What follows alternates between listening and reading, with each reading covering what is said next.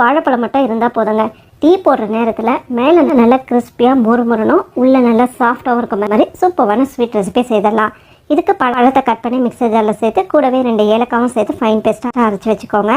அடுத்த பேனில் 1 table spoon எண்ணெயில் 1/2 கப் ரவை, 1/2 கப் கோதுமை மாவு, 1/2 கப் துருவின தேங்காய் இது எல்லாமே சேர்த்து 3 நிமிஷம் கலர் மரமாக வறுத்துட்டு அடுப்பை நல்லா சிம்மில் வச்சுட்டு 1 கப் பச்சை தண்ணி சேர்த்துட்டு நல்லா கலந்து விடுங்க. இப்போ எல்லாமே இந்த மாதிரி ஒன்று சேர்ந்து வந்த பிறகு நம்ம அரைச்சி வச்ச பழத்தை இதோட சேர்த்துடுங்க.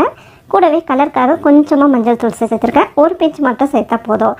இது எல்லாமே சேர்த்து நல்லா இந்த மாதிரி ஒன்று சேர்ந்து வந்த பிறகு ஸ்டவ் ஆஃப் பண்ணிட்டு கொஞ்சம் சூடாறின பிறகு இந்த மாதிரி எல்லாத்தையுமே ஒன்று சேர்த்து பசைஞ்சிட்டு சின்னதாக இந்த மாதிரி உருண்டைகளை உருட்டி வச்சுக்கோங்க. இப்போது பணியாரக்கல் நல்லா சூடானதும் எல்லா குழியிலையும் கொஞ்சம் நெய் சேர்த்துட்டு நம்ம ரெடி பண்ண உருண்டைகளையும் இதில் சேர்த்து நல்லா இந்த மாதிரி திருப்பி விட்டு எல்லா பக்கமும் செவந்து வந்ததும் எடுத்திங்கன்னா சூப்பரான டேஸ்ட்டில் அருமையான ஸ்வீட் ரெசிபி ரெடி. மிஸ் பண்ணாமல் ட்ரை பண்ணிவிட்டு சொல்லுங்கள்.